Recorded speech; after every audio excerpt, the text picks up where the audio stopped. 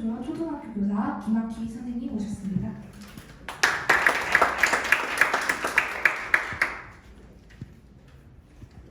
안녕하십니까. 알면 알수록 기가 막힌 교사, 학교 현장을 사랑하는 교사 김학희입니다. 이렇게 뜻깊은 자리에 함께 할 수 있게 해주셔서 정말 감사드립니다. 모두가 행복할 수 있는 학교 교육을 위해서 우리 학생들의 목소리를 전하기 위해서 저는 이 자리에 섰습니다. 먼저 학생생활지도법이 가해 관련 학생에게 왜 필요한지 말씀드리겠습니다. 첫째, 가해 관련 학생은 학교에서 올바른 교육을 받을 기회를 얻지 못합니다. 선생님은 가해 관련 학생을 지도할 수 있는 방법이 없기 때문에 학생에게 올바른 감정 표현 방법과 상황에 따른 바람직한 행동 양식에 대해서 교육할 수가 없습니다. 이 때문에 이 아이는 바람직한 교육을 받지 못해서 올바르게 성장할 수 있는 기회를 박탈당하고 말았습니다. 둘째, 가해 관련 학생은 적절한 치료와 지원을 받지 못합니다. 가해 관련 학생이 적절한 치료와 지원을 받는다면 분명히 바람직한 변화를 보여줄 것입니다. 하지만 징벌 위주의 학교폭력 업무 처리에 따라 행동에 대한 처벌을 받는 것이 익숙해지다 보면 나 잘못한 거 처벌받았어, 그거에 대한 명분이 생길 수가 있습니다. 그래서 이로 인해서 다시금 문제 행동을 다시 또 반복하는 경우도 많습니다.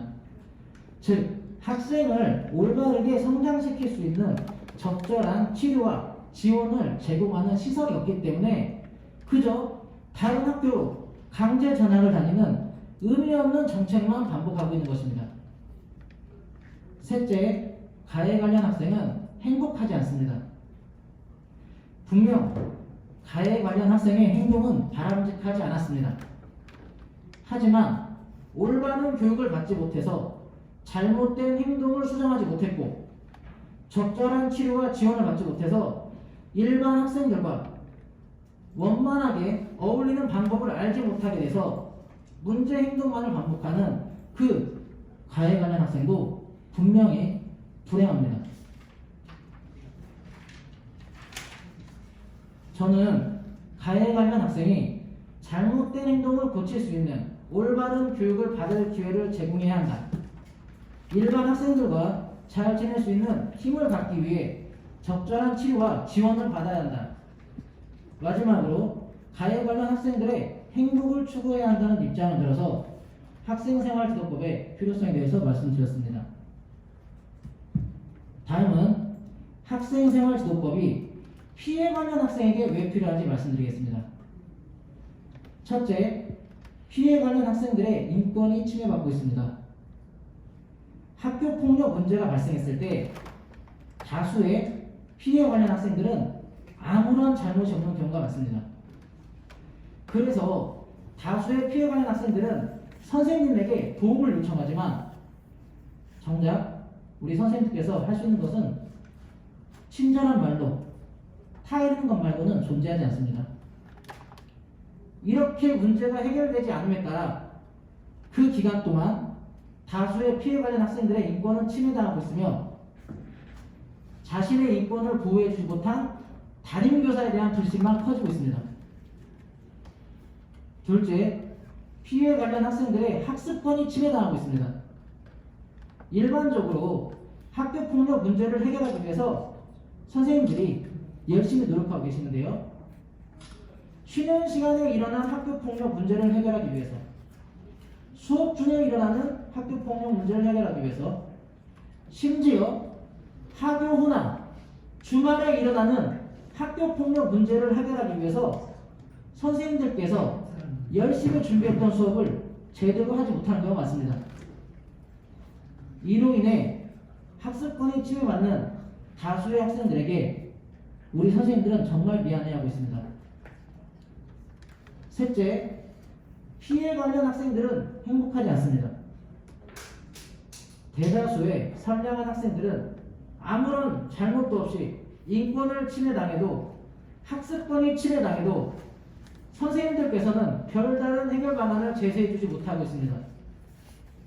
이러한 상황 속에서 다수의 학생들은 학교에 가기 싫어지고 선생님이 미워지고 학교 생활에서 행복을 느끼기 어려울 것입니다.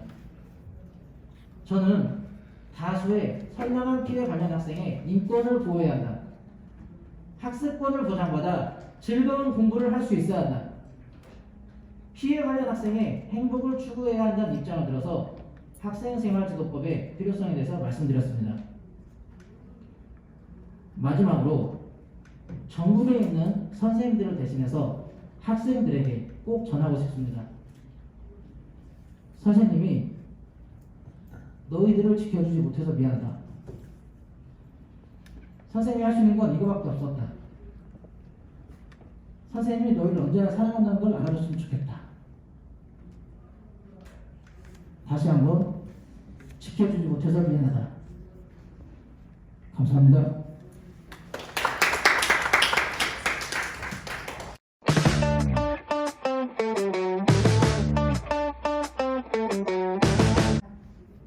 네, 우리 학부모님께서 꼭 좀 읽어달라고 저에게 보낸 편지를 읽어보도록 하겠습니다.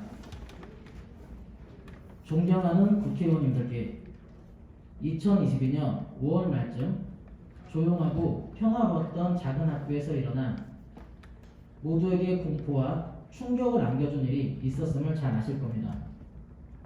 많은 언론과 방송의 노출로 다 잘 해결될 것 같았던 이번 사건. 하지만 우리 학교 부모님들은 한 달 넘게 잠을 쉽게 이룰 수 없었습니다.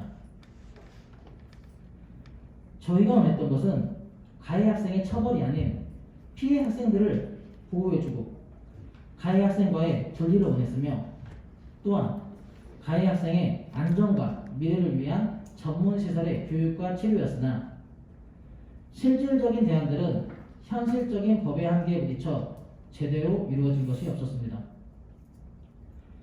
이 아이가 이전 교육기관에서 좀 더 관심을 가지고 적절한 치유와 대처를 했다면 우리 학교까지 강제 전학을 받겠습니까? 교사도, 교장 선생님도, 경찰도 어쩌지 못해서 손을 놓아버린 아이를 우리는 어떻게 해야 합니까? 사건 발생 후 불안에 떨던 저희 아이들을 지키기 위해 저희들은 서로를 위한 방법이 무엇일까 잠도 제대로 못 자고 일도 제대로 할 수 없이 모든 일상생활이 엉망이 되어버린 채 고민하고 또 고민했습니다.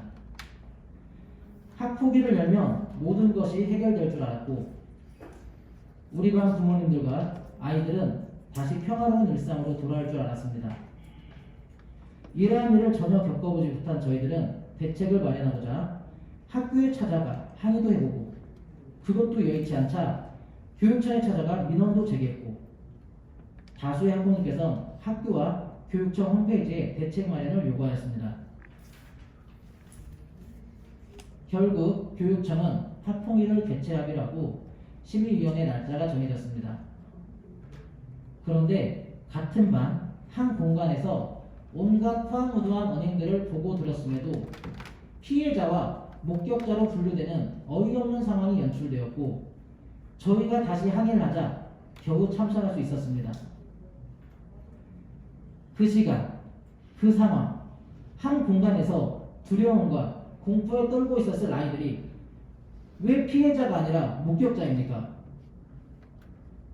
또한 학폭위가 열리는 날 아이들과 부모님들은 긴장감과 떨리는 마음으로 심의위원회에 참석을 하였고 그 과정에서 아이들에게 상처만 더 주었다는 죄책감에 시달려야만 했습니다.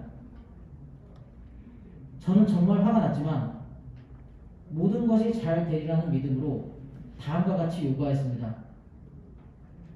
이기적인 생각이지만 그 아이와 같은 학교에 다니면 또 이런 일, 아니 이보다 더한 일이 발생할 수 있으니 개인적으로 저는 강제 전학을 원하지만 그 아이 또한 가정에서, 사회에서 보호받지 못한 피해자라는 생각에 공동교육기관이 아닌 전문교육기관에서의 치료와 학습의 병행을 요구합니다. 그런데 교육청에서는 그런 기관이 없다고 하더군요. 그럼 교육청에서 할 수 있는 것은 무엇입니까?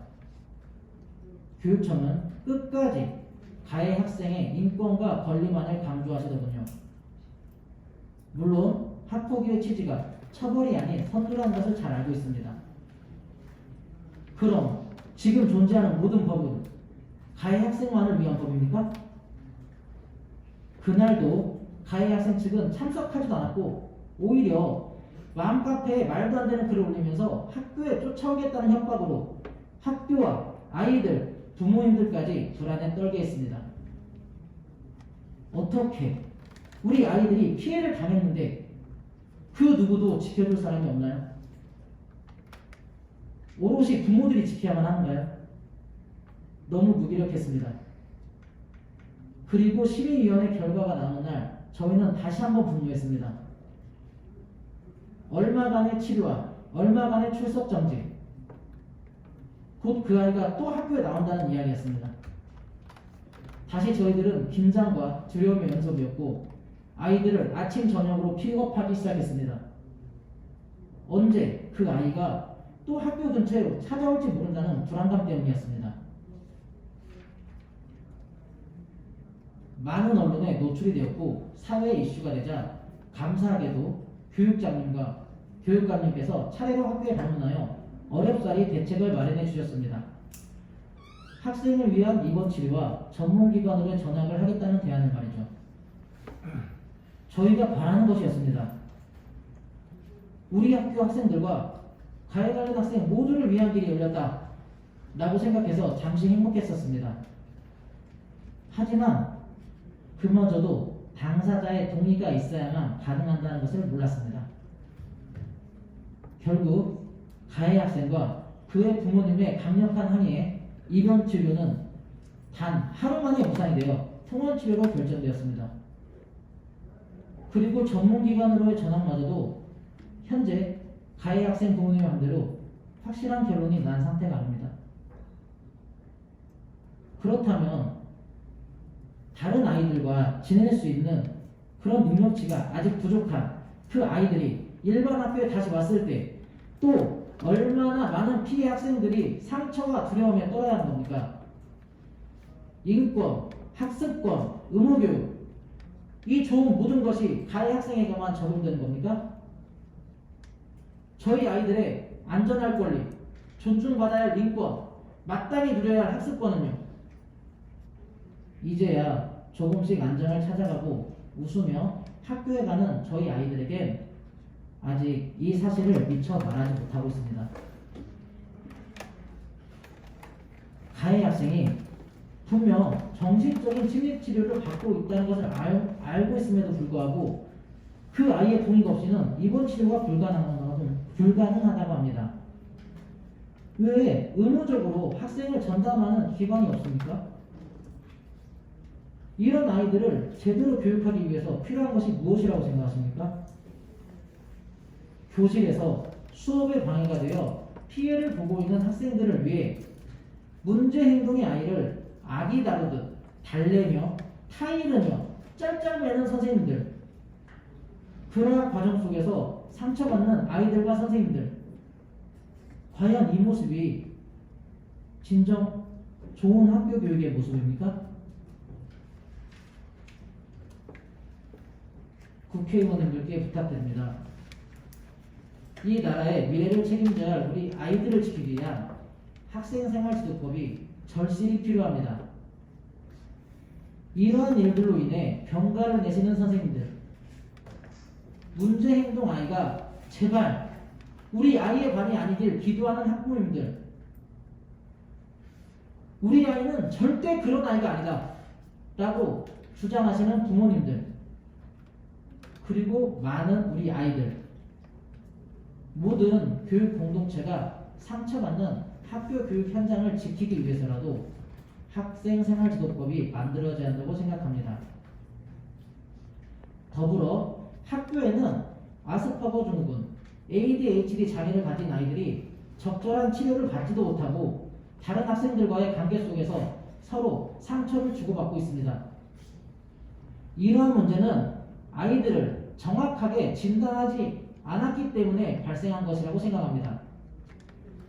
그렇기 때문에 입학 시에 학생들을 대상으로 필수 의무 접종을 하고 있듯이 아스퍼거 증후군이나 ADHD 장애 검사를 의무적으로 실시해야 한다고 생각합니다.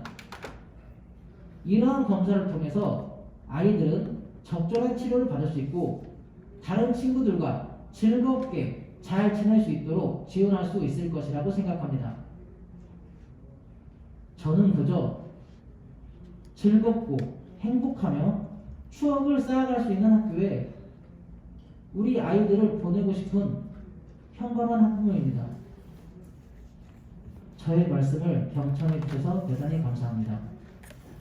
이상입니다.